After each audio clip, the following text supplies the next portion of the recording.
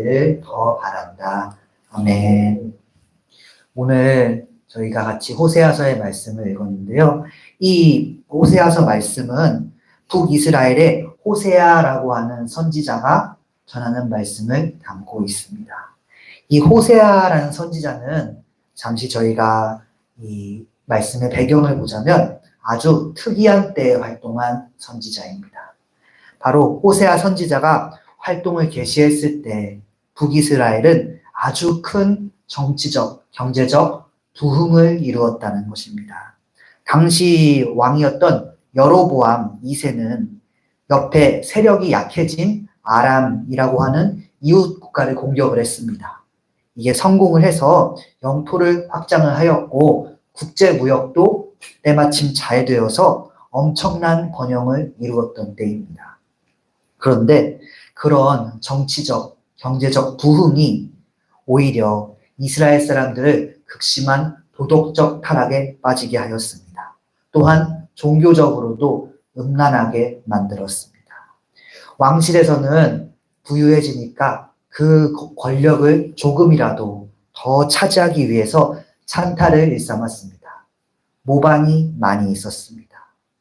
왕들은 당시 강대국이었던 아수르 그리고 애굽 두 나라 사이를 줄타기를 하면서 조공으로 위기가 있으면 면해보려 하였습니다. 일반 백성들 역시 상황은 마찬가지였습니다. 기복적인 것들에 빠졌습니다. 그래서 기존 자신들이 있던 그 가나안 땅의 신들을 숭배하기도 하였고 최근에 떠오르는 나라들의 우상을 가져다가 섬기는 등의 행동을 하였던 것입니다. 여호와 하나님께서는 이런 상황 가운데 이스라엘 사람들에게 있어서 그냥 여러 신들 중 하나로 이 간주가 되었습니다. 이걸 종교 지도자들이 원래는 잘 지적을 해줘야겠지만 종교 지도자들은 당시에 본분을 대부분 망각하였고 그저 하나님 말씀을 율법을 교묘히 써서 자신의 이익을 추구하는 데에만 혈안이었고 순수성도 열정도 없었습니다. 또한 심판에 대한 위기의식 역시 없었습니다. 이렇게 크게 이스라엘이 부유하면서 타락했던 때, 그때가 바로 오늘 본문을 쓴 호세아 선지자가 활동하기 시작한 시기인 것입니다. 저희가 방금 이제 호세아 선지자가 활동하던 시기에 이스라엘 상황이 이렇다라는 것을 들어보았는데요. 이 모습은 마치 우리나라의 상황과 비슷한 측면이 있다. 이런 생각이 들기도 합니다. 저는 비록 태어나지 않았기 때문에 그때 부흥을 목격한 세대는 아닙니다만 근현대사를 배우면서 한강의 기적, 속칭 그렇게 불리는 보통 나라의 상식을 뛰어넘는 경제적 상승이 저희에게 있었고 여러 지도자와 여러 민주적인 그 갈등과 시위를 거쳐서 모든 국민이 투표로 지도자를 뽑는 것이 명확해졌다. 그런 정치적 상승이 그 상당한 역사를 통해 있었다는 사실을 알고 있습니다. 그리고 그런 지금의 모습은 불과 몇십 년 전만 해도 상상도 하기 힘들었다는 큰 번영이라는 것을 알고 있습니다. 비록 이론상이긴 하지만 옆과 바로 위인 당장 북한과 봐도 그것은 명확합니다. 또 이 러시아에서 최근 2021년, 2022년 투표율이 145%였다고 하는데 저희 나라의 투표율을 봤을 때 차라리 저희가 정상적이지 않겠습니까? 저희는 그렇게 정치 경제적 성장을 크게 이루었던 것입니다. 또한 그렇게 한국이 크게 성장하는 과정 가운데에서 기독교 역시 크나큰 부흥을 이루었습니다. 지금의 교회들은 그때의 부흥이라는 거인의 어깨 위에 서 있다라는 표현을 읽은 적이 있습니다. 경험하지 않았지만 알 수 있는 것입니다. 그리고 그렇게 부흥하던 가운데 있어서 우리나라의 교회들은 역시 성장하며 성장통을 겪기도 했습니다.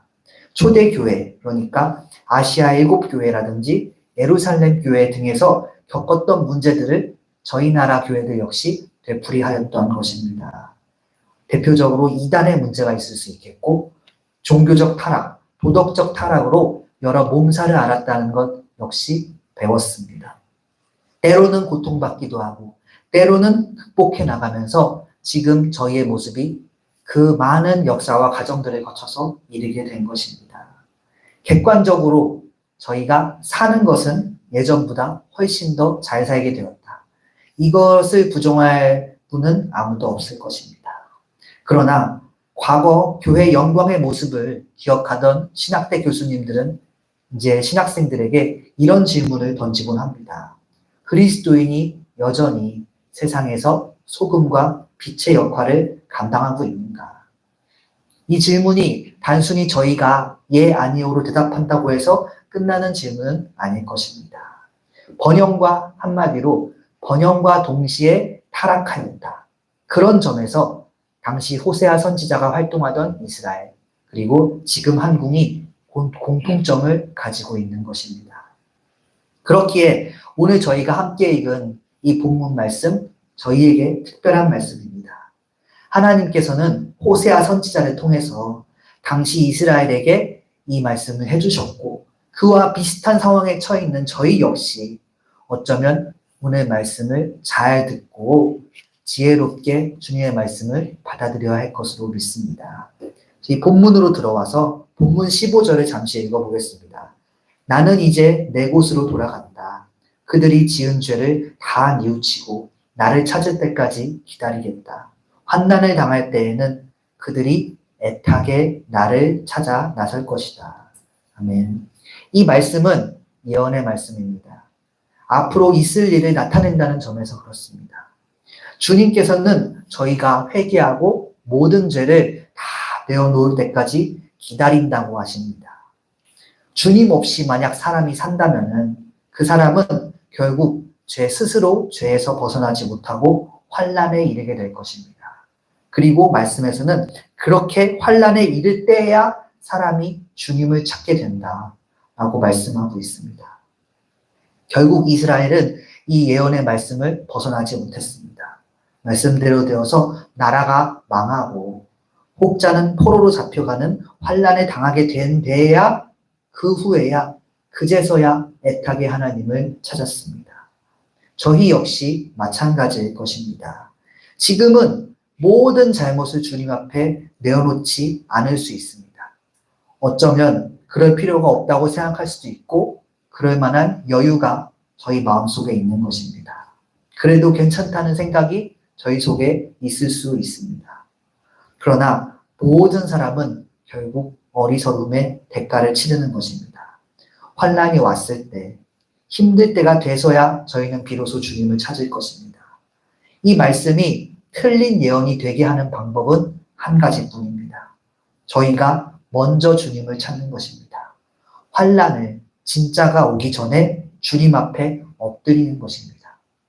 이 본문 말씀에서는 그렇게 우리가 엎드린다면 정말로 저희의 강렬한 자아를 내려놓고 온전히 내려놓고 주님 앞에 엎드린다면 하나님께서 저희에게 어떤 반응을 보이시는지 말씀으로 나타내고 있습니다. 6장 1절을 다 같이 읽어보겠습니다. 이제 주님께로 돌아가자. 주님께서 우리를 찢으셨으나 다시 싸매어 주시고 우리에게 상처를 내셨으나 다시 아물게 하신다. 아멘. 그렇게 저희가 주님 앞에 그 단단하고 완악한 자아를 내려놓고 나아갈 때 말씀에서는 주님이 우리의 상처와 찢어진 부분을 다 낫게 해주신다고 하고 있습니다. 그렇습니다. 저희가 주님께로 돌아간다면 말씀대로 정말 다 내려놓고 주님께로 돌아간다면 주님께서는 저희를 회복시키실 것입니다. 마치 신약 누가복음 15장에 나오는 예수님의 탕자의 비유처럼 말입니다. 언제는 탕자였지만 그 아들이 돌아올 때 먼 곳에서 그 모습을 지켜보고 있다가 달려와서 가장 좋은 옷으로 입히시고 반지와 신을 신기고 잔치를 벌이는 그 아버지의 마음으로 주님과 멀어지면서 생겼던 저희의 온갖 상처들을 주님께서 치유하시고 회복시키실 것입니다. 예, 국가로 봐도 그렇습니다. 국가는 여러 단체가 모여서 생긴 것이고 그 단체는 개인이 모여서 생긴 것입니다. 한 사람, 저희 한 사람 한 사람이 주님께 돌아와야 한다. 그 사실을 알고 있고 회개하기 시작한다면은 그것이 모였을 때 나라가 하나님 앞에 엎드리게 될 것입니다. 그게 말씀에서 말하는 하나의 나라 혹은 하나의 성읍이 하나님 앞에 회개한다는 것의 의미일 것입니다. 다만 말씀을 보니까 이게 단순히 나 혼자서 회개하고 끝 이게 아닙니다. 개인이 주님 앞에 회개함으로써 나아가는 게 전부가 아니라고 말씀에서 얘기하고 있습니다. 그걸로는 부족한 것입니다. 3절을 봄으로써 저희가 알 수 있습니다. 3절을 같이 읽어보겠습니다. 우리가 주님을 알자, 애써 주님을 알자. 새벽마다 여명이 오듯이 주님께서도 그처럼 어김없이 오시고 해마다 쏟아지는 가을비처럼 오시고 땅을 적시는 봄비처럼 오신다. 아멘.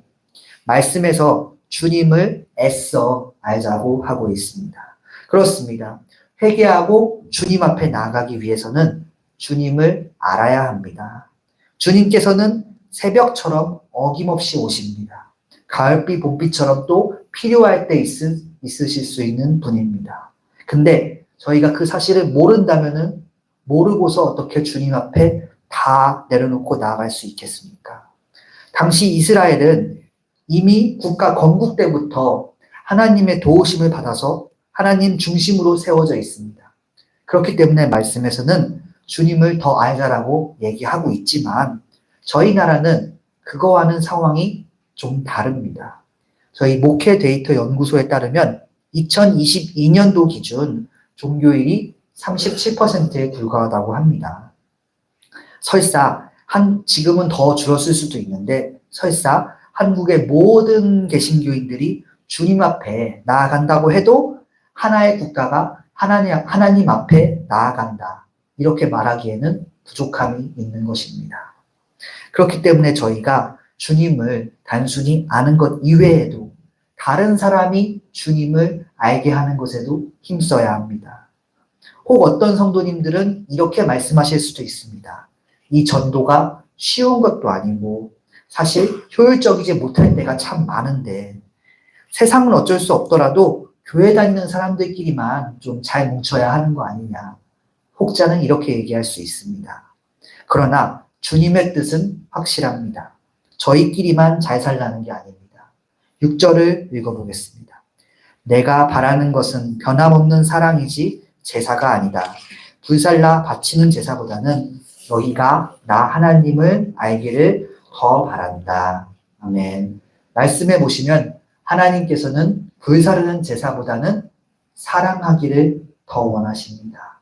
그러니까 믿는 사람들끼리 예배에 아주 큰 돈을 들여서 휘황찬란하게 드리는 것을 좋아하시는 게 아니라 하나님을 더 알고 하나님을 향한 변함없는 사랑을 좋아하신다는 겁니다. 하나님을 사랑한다는 것을 다시 뭐라고 표현할 수 있겠습니까? 하나님께서 기뻐하시고 원하시는 방향이 있는데 그 뜻으로 저희가 따라가야 한다는 것을 의미합니다. 그리고 하나님께서는 당연히 더 많은 사람들이 하나님을 알기를 원하십니다. 잃어버린 영혼 하나하나를 주님께 돌아오실 때 가장 기뻐하십니다. 그렇기 때문에 저희 역시 하나님의 뜻을 따라야 할 것입니다. 더 많은 사람이 하나님을 알 수 있도록 주님의 뜻을 도와야 할 것입니다. 그게 하나님을 사랑하며 그 뜻을 따르는 사람의 모습인 것입니다. 죄를 자백하고 그동안 제가 받은 환난이 너무나 힘들었다고 고백하고 하나님께서 제게 원하시는 것이 무엇입니까? 그렇게 물을 수 있습니다. 주님께서는 그때 말씀대로 저희의 상처를 아물게 하시고 세상에서 찢어진 부분들을 싸매어 주실 것입니다. 말씀을 정리합니다. 저희가 그렇게 주 되신 하나님께 돌아가기 원합니다. 언제든지 주님 앞으로 돌아간다면 그래서 다시 한번 주님 잘못했습니다. 회개합니다 한다면은 주님께서 저희를 회복시키실 것입니다. 또한 감사하며 주님을 더 알게 되기 원합니다. 저희 성경통독 온도계가 점점 채워지고 있는 모습이 보이는데요. 계속 주님을 알아가는데 힘쓰고 한 영혼을 천하보다 귀하게 여기시는 주님의 뜻대로 더 많은 사람이 어떻게 주님을 알게 할 수 있을까 생각해보는 가운데 저희가 주님 앞으로 온전히 나갈 것을 믿습니다. 오늘 저희가 읽은 이 예언의 말씀이 저희 나라에 이루어지지 않게 되기를, 그럴 수 있도록 저희 먼저 한 걸음씩 주님 앞으로 나아가 보기를 소망합니다. 기도하시겠습니다. 주 하나님, 저희가 주님께 돌아가길 원합니다. 그동안 제 힘으로 어찌할 수 없었던 환난이 참 많았습니다. 힘들었습니다. 또 제 어리석으로 자초된 고통도 있습니다. 힘들었습니다. 그 모든 걸 주님 앞에 내어놓길 원합니다. 그리고 주님께서 저희를 치유하시고 다시 회복시켜 주실 것을 믿습니다. 그리하여 저희가 주님을 더 알게 하여 주시고 말씀을 더 보게 하시고 어떻게 하면 잃어버린 어린 양이 다시 주님께 돌아오게 할 수 있을지 지혜를 허락하여 주시옵소서. 그 친절한 팔에 안기기를 고대합니다. 살아계신 예수님의 이름으로 기도드렸습니다. 아멘. 하늘에 계신 우리 아버지여,